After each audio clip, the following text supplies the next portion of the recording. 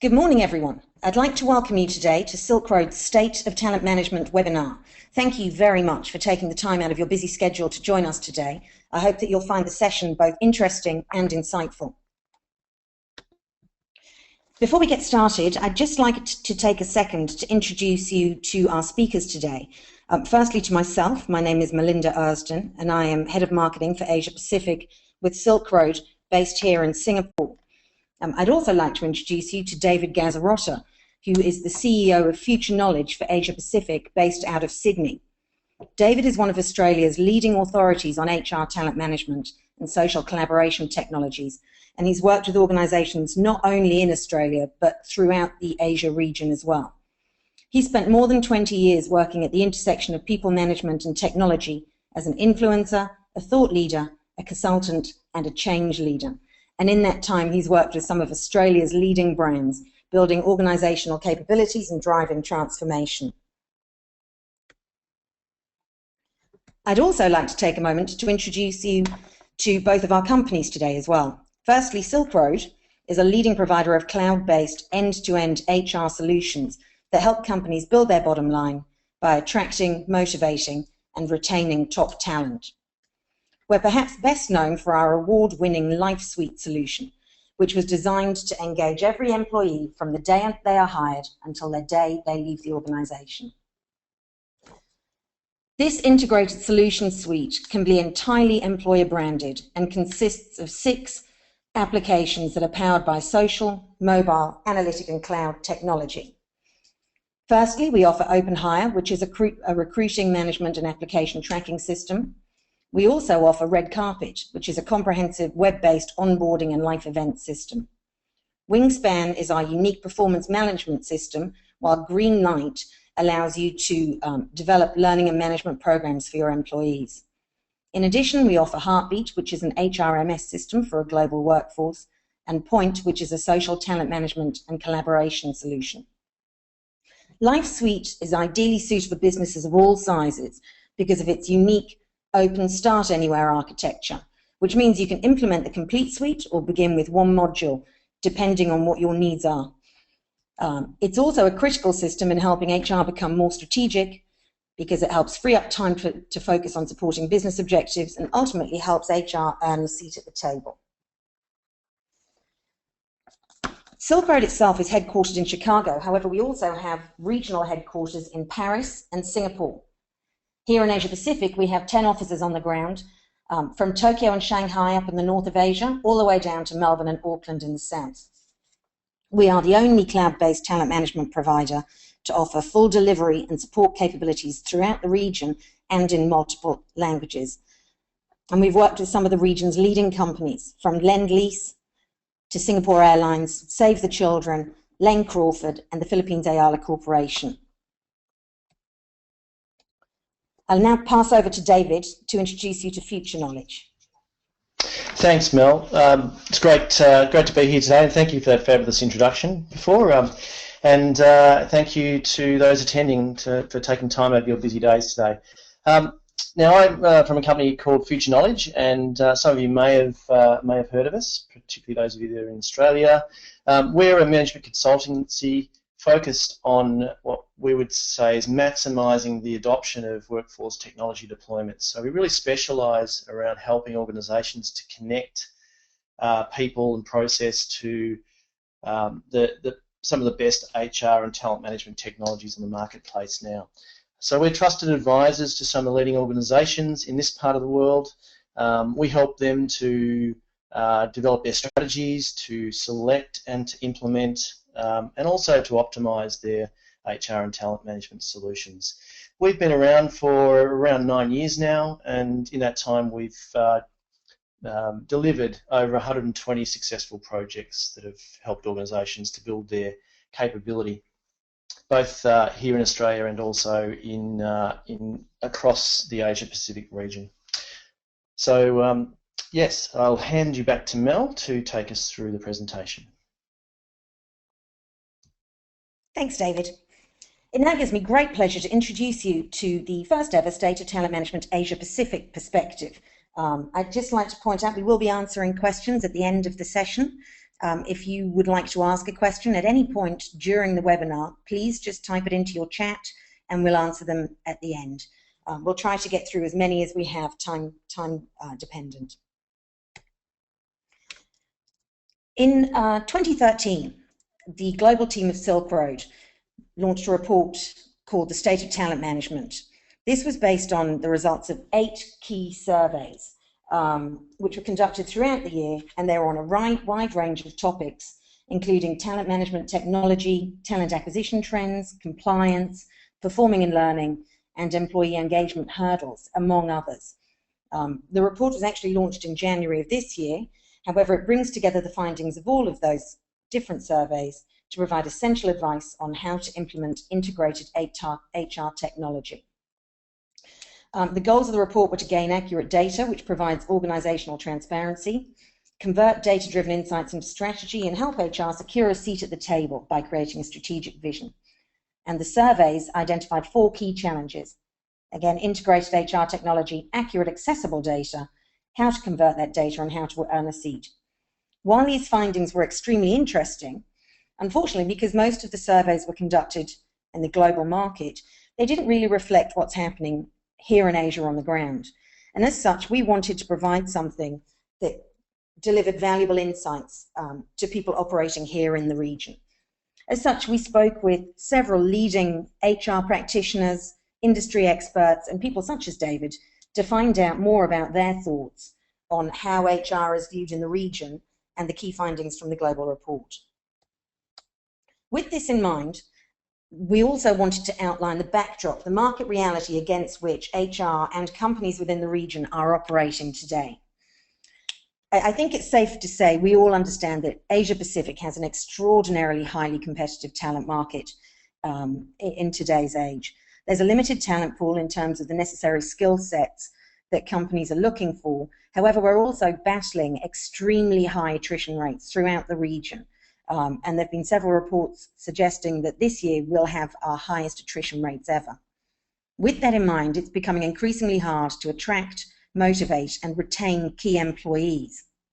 So in order to achieve this and really help companies, or your company, to gain a competitive edge, it's essential that HR develop a strategic plan that supports business objectives and that you become a strategic partner to the business. However, there is unfortunately a continuing significant gap between where HR need to be and how they're generally perceived within the marketplace. As a whole, HR continues to be viewed primarily as a tactical function throughout the region. And while there are obviously more advanced organizations who do view HR as very strategic, in general, HR tends to be viewed as an organization that processes payroll, sources CVs, and generally handles a lot of administrative tasks. HR is also viewed as having limited capability. This isn't necessarily, they're not necessarily able to operate at a strategic level and are much more likely to, again, stay in that administrative safe zone. HR are often viewed as showing a poor understanding of the business. They don't clearly understand how they support business objectives or where the company is going, or even how HR goals can be developed that will help drive business. In addition, HR continues to be seen as something of a corporate police officer who implement programs and performance management learning systems, for example, that are time-consuming and must be completed rather than delivering value. They're often viewed as still being quite siloed as well, with team members being limited to certain functions such as recruitment or payroll. And in some cases, not all, but some cases, HR are perceived as having a sense of entitlement to a seat at the table rather than actively looking to demonstrate value and how they can really earn that seat. So with all of this in mind, we spoke to our thought leaders around the region and we asked, given the market perception, what can HR be doing in order to really take that next step and become a strategic partner? And what we learned is there are 7 key steps to earning a seat at the table. The first step is to really learn about the business. It's also really important to develop a robust HR technology infrastructure that will help free up time and allow you to support the business. Companies need to ramp up their efforts in terms of talent acquisition, making sure they secure the best talent possible, and really embed performance management to retain that talent. It's important to introduce meaningful learning programs that develop employees from within, and to actively engage employees through their entire life cycle, not just from once they've been at the company for a couple of years. And finally, given the legislative landscape, it's very important to ensure regulatory compliance as well. Now, I'm going to hand over to David now so that he can talk to you about through these 7 steps in more detail. Great. Thanks, Belinda. Well, I think what you've outlined there so far tells us that HR's got a bit of a PR problem. So, those perceptions are, have been around for quite some time, and I think we've always battled to up the ante in terms of how we're perceived in organisations. So, what I'm going to do now is provide you with some commentary around each of these 7 steps, and hopefully give you some more practical ways in which you can connect with these yourselves. So that first step is around learning about the business itself. And it's really important that, if we talked about that perception of a sense of entitlement. Now, in my mind, I think we are entitled as HR practitioners to having a strategic input and therefore a seat at the table. So I guess I'm not hugely keen on us having to earn that right, but in my mind, one of the best ways we can do that is to really get to know the business itself and make sure that you can align what you do, the initiatives that you drive, with the delivery of business value. And that's going to help us to really create the right sort of language and connect with the objectives at the CEO level. So understanding how talent underpins your company's performance and growth objectives, connecting your initiatives to key strategic plans, doing things like learning how to read a P&L. It's interesting. I work with a lot of HR people, and I was one of these myself, who probably went through a fair proportion of my HR career, didn't really get how to read a P&L or a set of accounts. And I think it's hard for us to go begging for money with cap in hand to the CFO if we can't truly articulate what the ROI is going to be, what a net present value looks like for the money that's about to be invested in what we do. And it's also important that we show that we understand risk and governance and compliance, and that's something we'll talk to a little bit later on. So it is really important that we learn about the business, and I think one of the keys here is we've got to stop selling what we do to the organisation, and we've got to start engaging more. We've got to actually operate as if we are a true strategic partner in the business. So looking at step number 2, developing a robust HR technology infrastructure. And look, I think this is a really important step, and obviously a lot of the commentators that were broached in the surveys have indicated this is something that's really important. And I think there's a couple of key elements here. One is developing a technology infrastructure that helps us to truly automate the transactional activities that we do. So this is something we continue to be striving towards, and I think if we think about the HR operating models that we've been endeavouring to embed, the Dave Ulrich HR business partner models that started in the mid-90s. Really what's happened is technology's kind of let us down over the years, and it's really only just catching up now, and probably what we're seeing with the latest technologies are enabling us now to create an HR ecosystem where managers and employees can use direct access to access information, to manage their own information, and I guess self-serve on a lot of their HR needs. And what this then enables us to do is to focus our HR resources on more higher level, perhaps strategic activities such as partnering with managers and with leaders to help coach them, to help them to manage change, which is something that's increasingly important as the cycles of technology and of change in a macro and microeconomic sense are pushing us further. So managing change is a really key deliverable of an HR function as well. So that's step 2. Step 3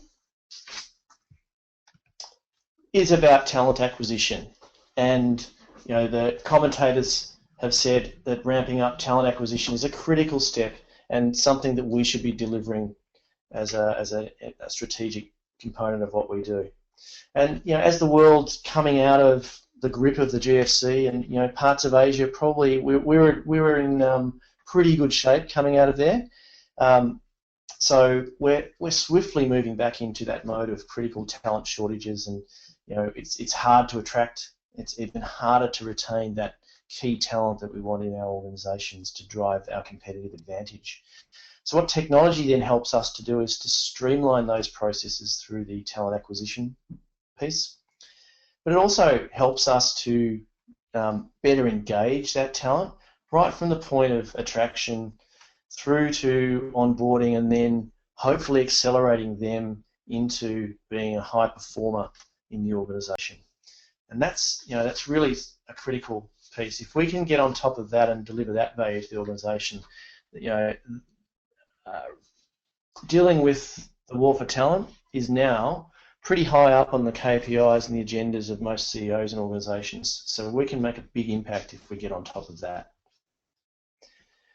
If we move to the 4th step, it's really about performance management. And performance has been a critical component of what HR has delivered in organisations. And I've seen the good, the bad, the ugly over about 20 odd years of working with HR teams and working in HR teams on this one. And what I think we've typically seen is performance management being a very tactical function, being something that employees and managers do just to comply, not always engaged in the process. And I think we've always had difficulty in really making performance a truly embedded component of what happens in organisations. And I'm a mad sports fan, so I always kind of look at what's going on in the sporting world. And I think performance, if you look at every football club, elite athletes, tennis players, dragon boat crews, they've all got a high performance manager somewhere in their organisation. And those people are there to look at the analytics, look at data that they capture from performance metrics and from training. They use that to assess the capability and then to design specific programs to bring out the best in those individuals and in those teams. And that's really the mindset that we need to be in as HR practitioners too. We're not just there to track and monitor and to be the police officers around performance appraisals. We're there to develop a culture in the organisation where coaches and athletes, or managers and employees, collaborate through constant feedback in groups and one-on-one. That assessment's going on day in, day out. We're using opportunities when tangible achievement occurs. Just like the football team winning the World Cup, or tennis player, winning the Australian Open, or even just being able to do a personal best time. We're looking for those little achievements that we can help to embed that performance culture and help individuals to see the positivity in their performance. So that's a critical piece, and that's something that I can't emphasise enough in terms of our ability to get a seat at the table. So moving on from there, and I think it's natural when we talk about performance to talk about learning. And learning is something that I think continues to be, and I think it's becoming more and more in vogue as we're moving into an era where lots of different technologies are helping us to drive learning programs. The key thing is that we create meaningful learning programs, that they're relevant.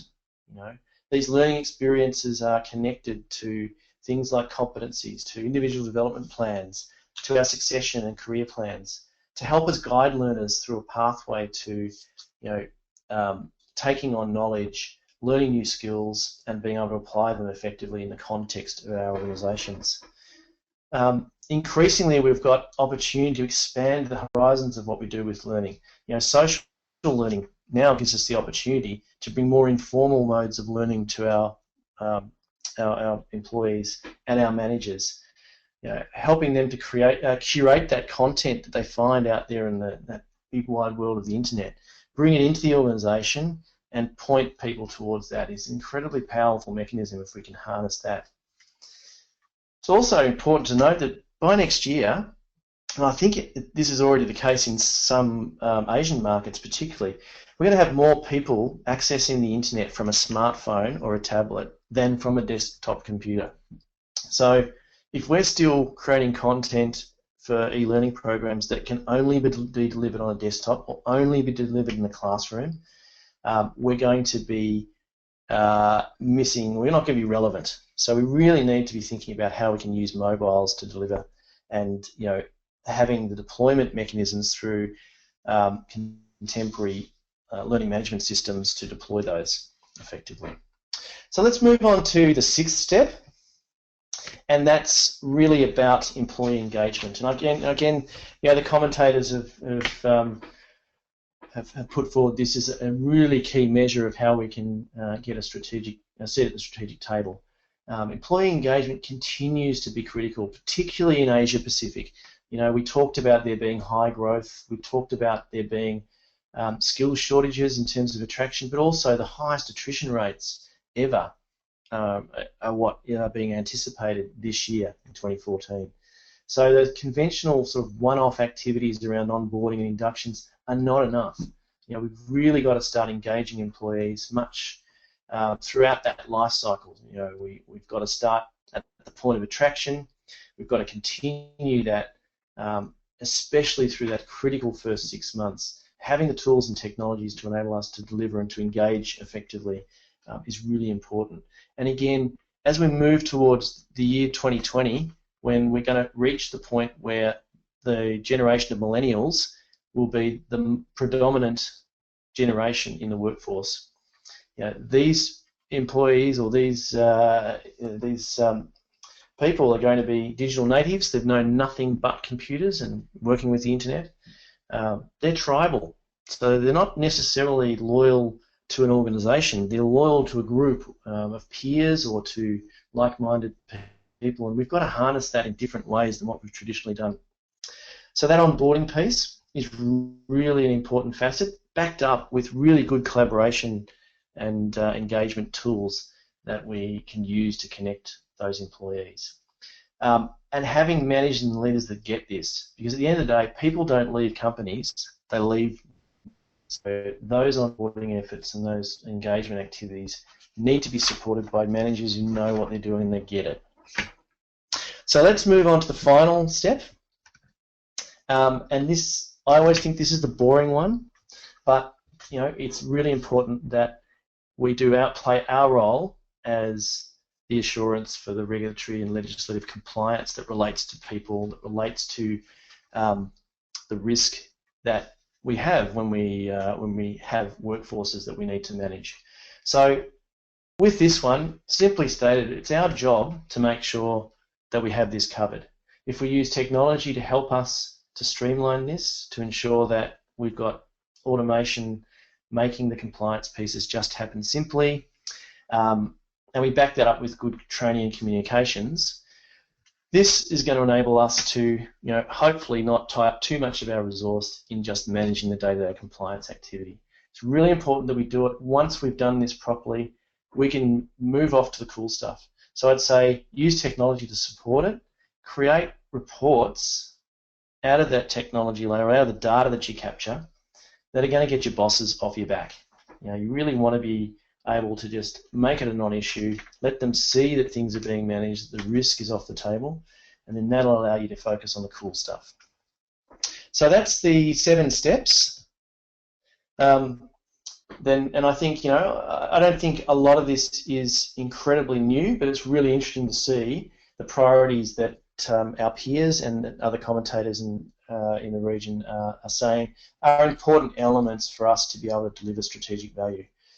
So I won't read those out again because we've gone through those, but what's really important here is that technology underpinning all of these areas are enabling us as HR professionals to achieve a much more important focus and I guess a strategic role in the organisation. So I'll throw back to Melinda. We've got a little bit of time left, I think, just to take some questions that have come through. So I'm certainly happy to stay on and do that.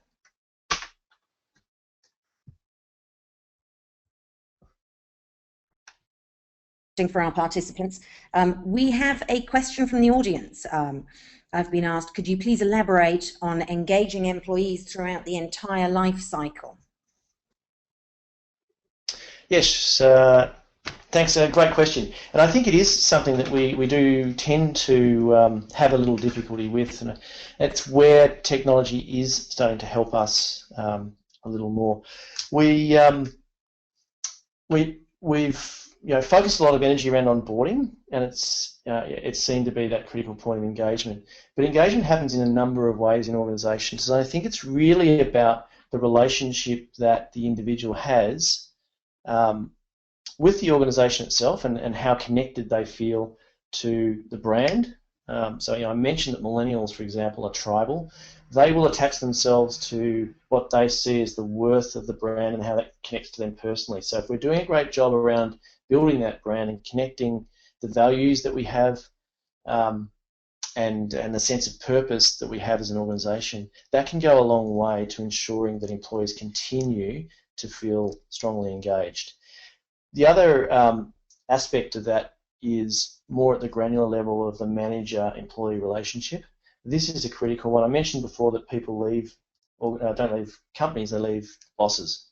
So giving our managers and leaders better tools to engage, better skills to be able to communicate effectively, and to help individuals to strive to achieve their potential goes a long way towards engagement. High levels, don't become part of that high level of attrition. So hopefully there's a couple of points there. There's plenty that I could talk about around engagement. In fact, I did a presentation with in collaboration with Silk Road about that. One might be something we could find in the archives for that person who's asked the question to go back and have a look at as well. Any other questions there, Melinda? Thank you. Yes, we have one more question for you here, David. Great. We have a participant who's mentioned that they've already implemented a couple of HR systems. However, they're struggling with the integration of their systems. How important do you feel it is that HR systems talk to each other? Yep. Look, that's a great question again too, and I think this is an issue that I'm talking to a lot of HR departments about at the moment. I mentioned before that the technology has really kind of let us down, and it's in this area of integration, and I think to some extent perhaps we've been striving too hard to achieve a single source of truth out of one system at the expense of being able to deliver the high level of service and the programs that we want to, using the information that's captured. So I'm of the view now that if you look at your HR operating model and you consider the administrative or transactional layer as being something that you could almost, in some parts, outsource, if it's sort of payroll and core HR information, and focus really on how you can connect the core information back through to an integrated talent management platform. I think there's now probably two key layers that are important in your HR technology landscape. They don't necessarily have to be out of one solution, and in fact it's very rare to find one solution out there that most organisations can afford that can do everything out of one database, if you like. Most of the technology, particularly the talent management vendors, have fairly open architectures that enable pretty good integration to occur from a data perspective. And I would encourage looking into those as a mechanism to connect the systems rather than having to think about one single platform. You'll need help from your IT folk. They're not totally redundant in this world of cloud and SaaS. They can provide a really good role in terms of helping us to find smart ways of moving data around so we've got what we need to do our jobs properly. So I hope that helps. Again, it's a topic that we could spend a whole session on, and I'd be happy to do so at a point in time.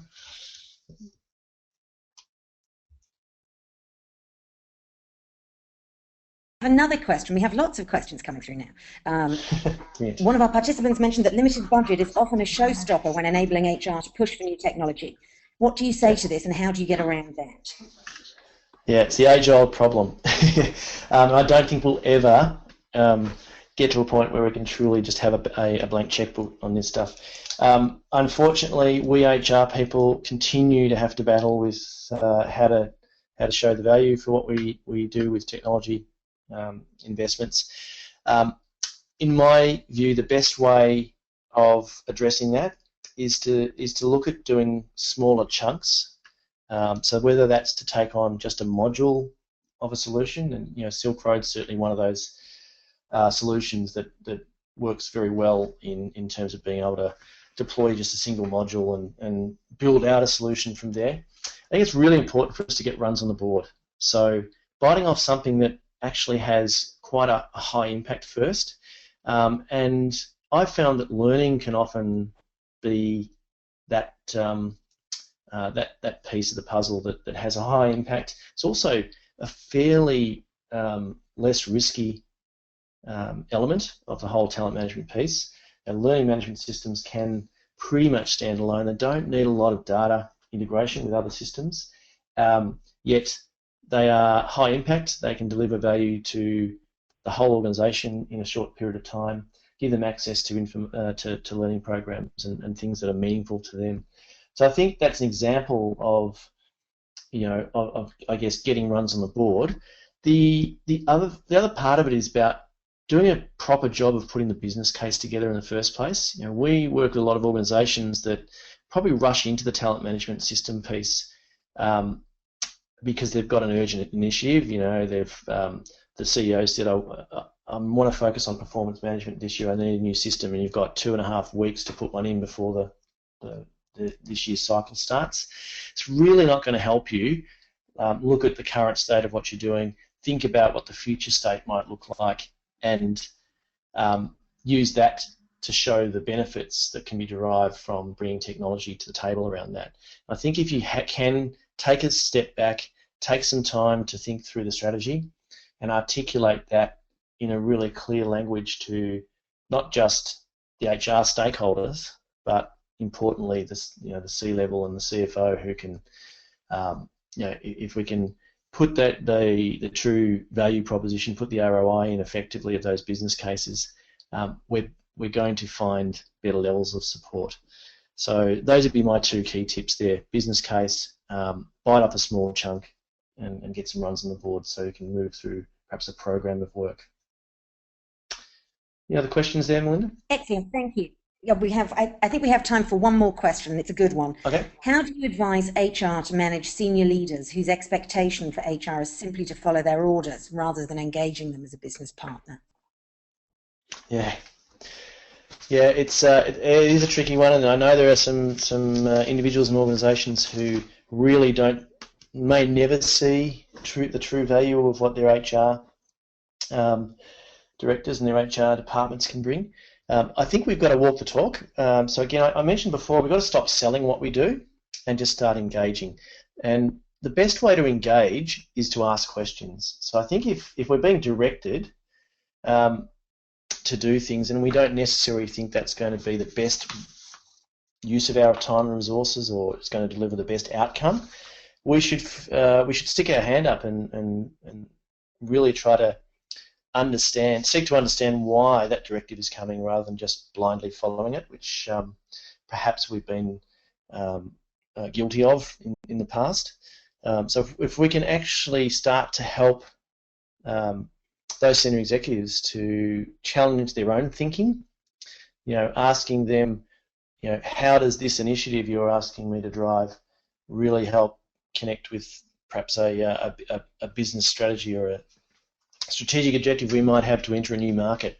If we can bring some understanding and show that we get the strategic imperative, and if those senior people can't see it for themselves, perhaps we can facilitate that by asking questions, by getting them to see a different approach and to steer the ship in a different direction. It's not easy. Those are high-level skills that we need to work hard on. But as I say, if if we stop trying to sell what we do and start, demonstrating the value and connecting with broader business objectives, that's going to go some or all of the way to help with that challenge.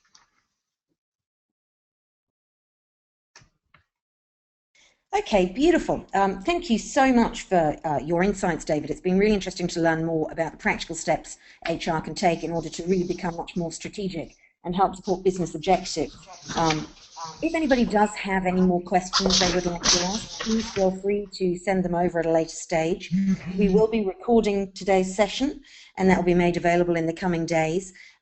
So we'll send that over to you so you can either listen in again or share it with colleagues. But in the meantime, I'd just like to say thank you very much again to David and to all of our participants who've taken the time to join us